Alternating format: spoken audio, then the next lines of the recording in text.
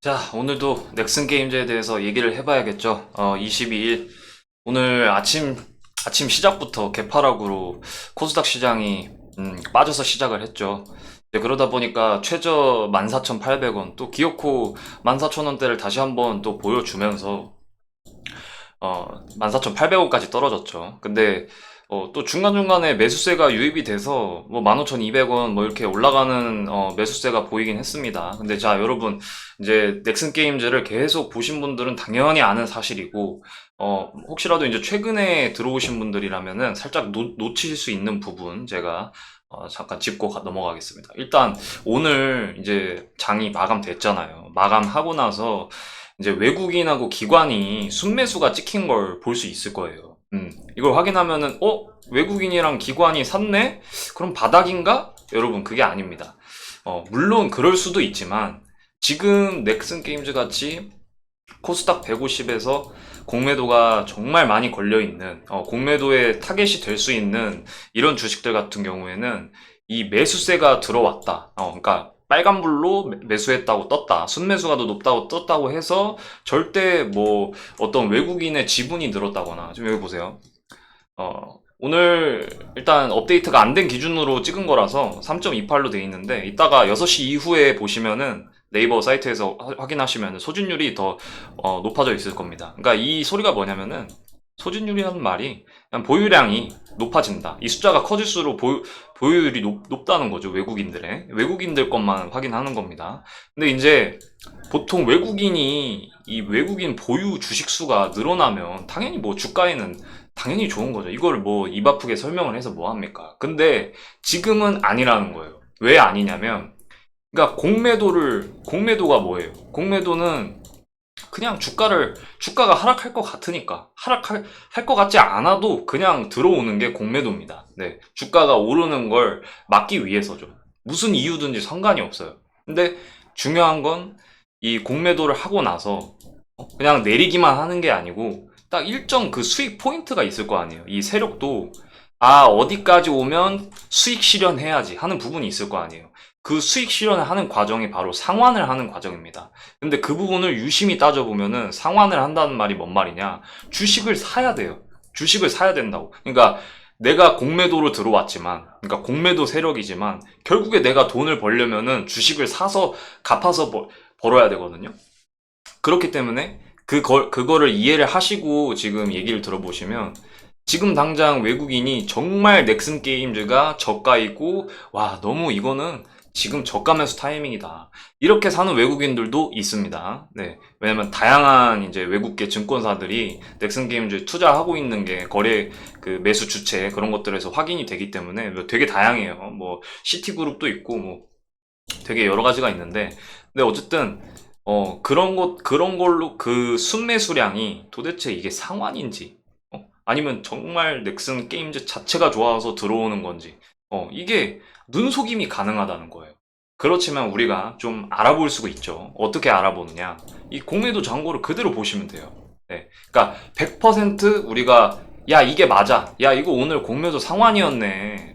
아니면은, 야, 오늘 이거 순매수였는데? 외국인들이 진짜 지분 늘리나 본데? 이런 것들을 100% 우리가 감별할 수는 없습니다. 네, 감별할 필요도 없고, 근데 다만 이제 우리가 앞으로 저가 매수를 해서 가져가든, 조금 위쪽에서 사서 이제 스윙으로 한 단계 한 단계 분할 매수로 해서 천천히 올라갈 타이밍을 기다리든, 이런 정보를 알고 있으면은 되게 매매하기 편하다는 사실은 뭔가 바로 이해가 되실 겁니다. 일단 보시면은 이 공매도 수량 보시면은 지금 지금 2배 가까이 는 게 보이시죠? 계속 갖고 있었는데, 이게 지금 갚아진 상태입니다. 왜냐면은 전에도 100만이 넘은 적이 있었어요. 네. 근데 보통 이제 갚았다 하면은 주가가 무조건 오르는 걸로 착각하시는 분들도 있더라고요. 그렇지 않습니다. 그러니까 공매도가 차익 실현에 성공을 했으면 주가는 오히려, 그러니까 그날은 올라갈 수 있는데 어쨌든 갚는 거는 매수세거든요. 매수세인지 뭔지 구분이 안 가니까. 근데 결국에는 주가가 하락하거든요. 결국에는 예를 들어서 6% 넥슨 게임즈 지금까지 일봉 차트 보시면은 뭐 6%, 5% 올랐다가 아침에 뭐 8% 올랐다가 슝 하고 점심시간만 되면 기가 막히게 빠지는 그런 흐름 보셨을 겁니다. 그거는 상환을 해서 실현을 해서 그래요. 왜냐면은 진짜 매수세가 아니기 때문에, 그리고 그걸 받쳐줄 사람도 없을 뿐더러 거래량도 적어서, 그러니까 거래량 전체가 이제 공매도의 어떤 지배를 당하고 있는 부분이기 때문에. 왜냐면 지금 넥슨 게임즈가 거래량이 많이 죽은 편이잖아요. 그러니까 그러다 보니까 이렇게 쉽게 휘말리는 거고, 그래서 쭉 빠지는 거죠. 지금 그런 상황이었습니다. 그러다가 다시 공매도가 증가한 거잖아요. 그래서 만약에 이제 오늘 6시 되면은 이제 20일 거가 장구 수량이 공개가 됩니다. 오늘 6시부터요. 22일 6시부터요. 오후 6시. 그리고 이제 뭐 주말에는 쉬고 또 다음 거래일에 이제 월요일 날에 22일께 결정이 되고, 아무튼 이렇게 장구 수량이 줄어들었다? 줄어들고 있다? 그러면 갚은 겁니다. 그리고 그날의 일봉을 한번 비교해 보세요. 오늘은 좀 일봉이 예를 들어서 2% 상승을 했어요. 2% 상승분을 지켜줬어요.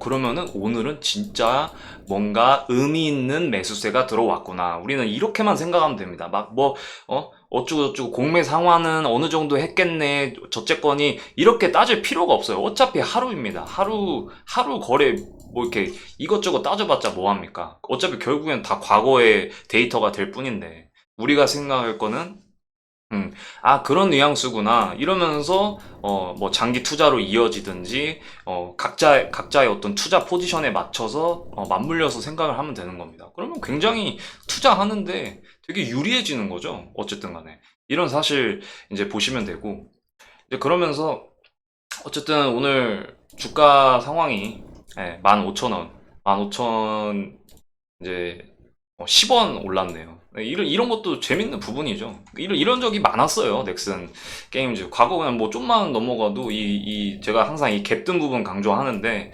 이날부터 시세 분출이 시작됐거든요. 이 갭든 날. 이날이 이제 중국에서 사전 예약, 시작한다. 그 소식 때문에 쭉 올라간 날이에요. 근데 이날 보세요. 한번. 이날도 웃깁니다. 지금 이런 가격처럼 똑같이 해요. 봐봐요. 종가 16,700. 종가 16,690원. 10원 차이잖아요. 계속 이래요. 그러다 쏘고.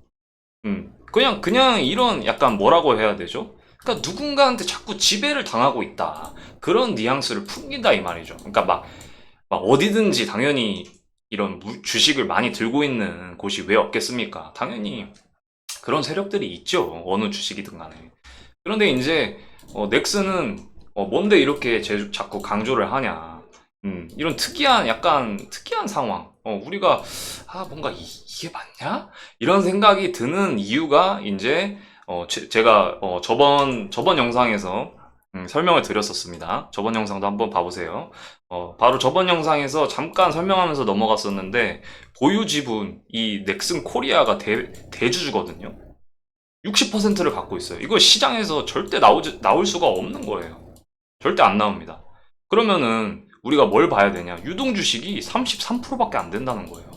그러니까 거의 품절주 영역이라는 거죠. 그러니까 이 세력은 이 33%에서 단 뭐 20%라든지 아니면 15%만 먹어도 그냥 이거 주가를 그냥 뭐 말도 안 되게 그냥 자기 마음대로 할 수 있는 거예요. 그게 공매도 세력이든 아니면 뭐 어떤 세력 간의 결탁이 있든, 개미들은 그거 죽었다 깨어나도 알지도 못합니다. 우리가 알 필요도 없어요, 그런 건. 근데 이런 상황이다. 이건 알아야 된다, 이 말이죠. 자, 그러면 대충 계산을 해봤을 때, 아쉽게도 근데 1조가 깨졌어요. 보기 좋은데. 1조는 지켜줬어야 되는데. 네, 뭐 의미는 없지만, 1조 지키든 안 지키든지 의미는 없습니다. 근데 이런 거 봤을 때, 그냥 1조라고 계산을 해볼게요. 아까 이제 대주주 물량은 절대 안 나옵니다. 주식이 망하지 않는 이상. 그래서 이 33%를 3,300억으로 잡아보자고요. 그냥 시장에 유통되는 거. 3,300억. 그러니까 3,300억만 있으면은 그냥 뭐 자기 마음대로 할 수도 있고, 이것보다 금액 뭐 한 1,000억? 1,000억만 있어도 뭐 그냥 주가 변동이 너무 자유롭다는 거죠. 원하는 그림을 그릴 수 있다. 이런 상황, 이런 특이 상황을 이제 알아보시면서, 자, 오늘 이제 썸네일 보신 분들 왜 이제, 매각 얘기, 왜 안 해주냐. 이제 이런 생각 드실 텐데, 자, 제가 지금까지 앞에서부터 쭉 설명한 내용 이제 들어보시니까, 이제 매각에 대한 얘기를, 들었을 때 딱, 이 공감이 되실 거예요. 일단, 이 넥슨 코리아, 도대체 이 보유주분 60% 갖고 있는데, 그리고 또 매각하는 건 넥슨 게임즈가 아니잖아요. 지금 이날 기사가 떴었죠. 이날이죠. 이날도 거래량 봐봐요. 거래량 이거 다 죽었는데, 거래량 나오고 있죠? 네. 거래량이 이렇게 다 죽었잖아요, 지금. 여기 높았고. 다 죽고 나서 갑자기 기사가 하나 뜹니다. 갑자기 뭐, 이제, 매각이라고 하는 거는 이제, 여기 원래 전 이제 이사장이었던 이제 고 김정주 씨가 넥슨의 이사장이었거든요. 창업자이시고. 근데 그분이 이제 좀 안타깝게 돌아가셨어요. 그러다 보니까 이제 상속 유족들한테 가족들한테 상속을 해야 하는 거죠. 그런 상황인 거죠. 그러다 보니까 이제 어쩔 수 없이 이 NXC라고 하는 이 넥슨의 지주사입니다. 이 지분을 이제 정부한테 물납하는 방식으로, 왜냐면 기업은 현금 유동성이 굉장히 중요하잖아요. 그러니까 상속세 받으려고 함부로 자기 기업 막 매각해가지고 막 하고 막 이럴 순 없잖아요. 그러니까 아주 똑똑한 방법으로 이제 물납을 했다. 주식으로 준 거죠, 정부한테. 그래서 기획재정부가 지금 넥슨의 지금 2대 주주입니다. 2대 주주. 넥슨 지주사에.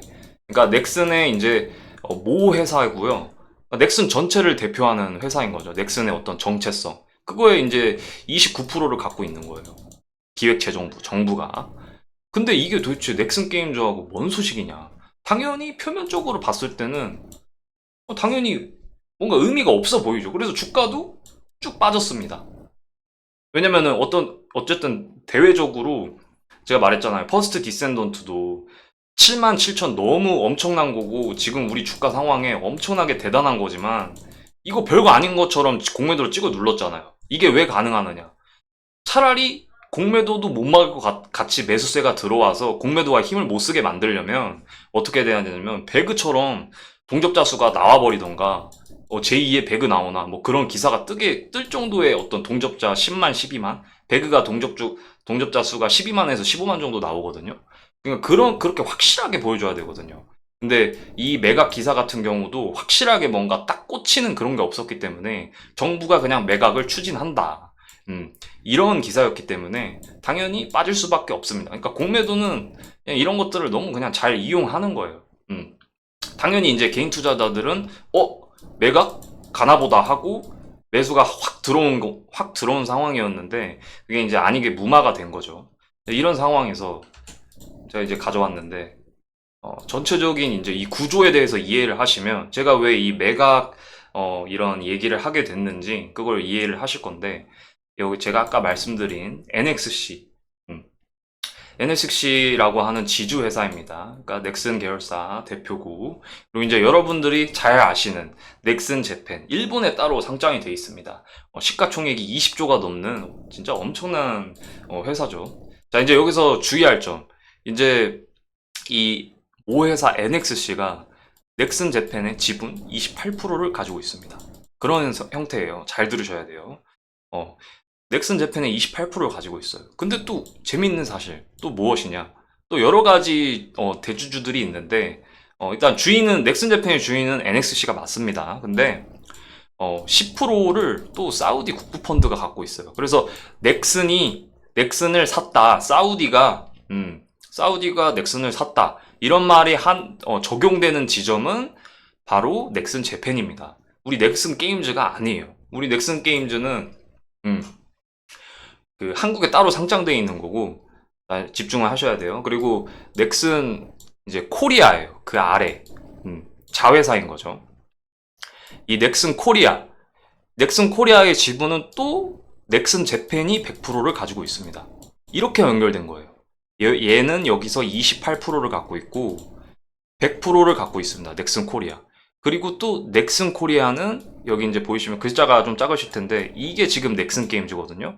뭐 넥슨 네트워크, 넥슨 타일랜드, 넥슨 타이완 뭐 이렇게 있어요. 여기 네오풀도 있네요. 던전 앤 파이터 개발사. 근데 어쨌든 간에 여기 넥슨 게임즈만 주목하면 되겠죠. 넥슨 게임즈를 이제 60% 갖고 있는 거예요. 아까 제가 사진으로 보여드렸습니다. 그러니까 어쨌든 간에 이렇게 얽히고 설킨 관계인데, 어, 이런 상황을 이제 이해를 하시면은, 뭐가 도대체 이 NXC 지분이 29%를 이제 정부가 이제, 어떤 사람한테 이제 팔려고 하는데 도대체 이게, 왜 호재인 건가? 일단 이렇게 복잡하게 연결이 돼 있잖아요. 이 수많은 아래, 또 아래에 그 자회사들이 엄청 많습니다. 이제 이렇게 아래로 가면은 우리는 이제 이걸 손자회사라고 하거든요. 이 그 아래로 뭐 계열사, 손자회사, 자회사 전부 다 포함해서 120개가 넘는다고 합니다. 그러니까 그리고 거기에다가 상장이 된 거는 또 넥슨 재팬하고 넥슨 게임즈가 유일한 거예요. 그러다 보니까 얘네들은 지금 딱 보면 가면은 이제 시가총액 보이잖아요. 아, 얼마짜리구나. 딱 보이잖아요. 네이버만 검색만 해도. 근데 나머지는 검색을 해도 안 나오는 거죠. 왜냐? 비상장 기업이니까. 그러니까 이 29%라고 하는 NXC 물량을 판다는 건 다시 말해서 이 120개의 상장이 안 돼 있는 120개의 어떤 시세들을 일일이 다 가격을 매겨가지고 이제 이걸 구매할 사람한테 그렇게 좀 연결을 시켜가지고 평가를 해야 된다는 거죠. 그래서 그 평가금이 대충 추산으로는 4조 8천억에서 5조 2천억으로 추산을 한다고는 하는데 이거는 아직 추산이고 지금 그 기사가 뜬 날 있잖아요.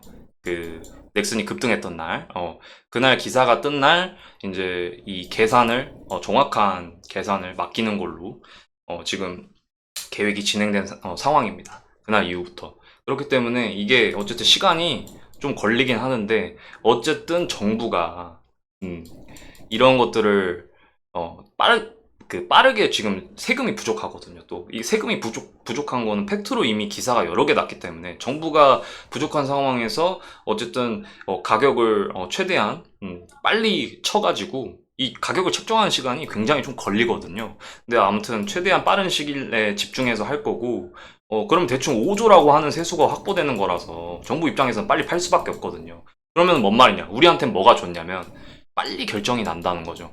이런 사실이.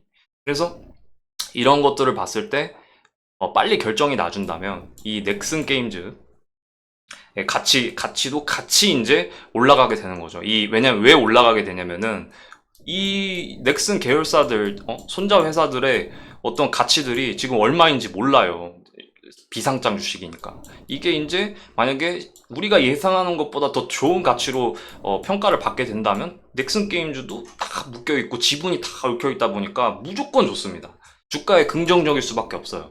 그러니까 막 무조건 막 뭐 연상 간다 뭐 이런 얘기를 하는 게 아니고 연상을 간다고 쳐봅시다. 그런 상황은 이제 어떤 상황이 있냐면 NXC의 아까 29%를 판매하려고 한다고 했잖아요. 그래서 지금 가격을 책정 중이고.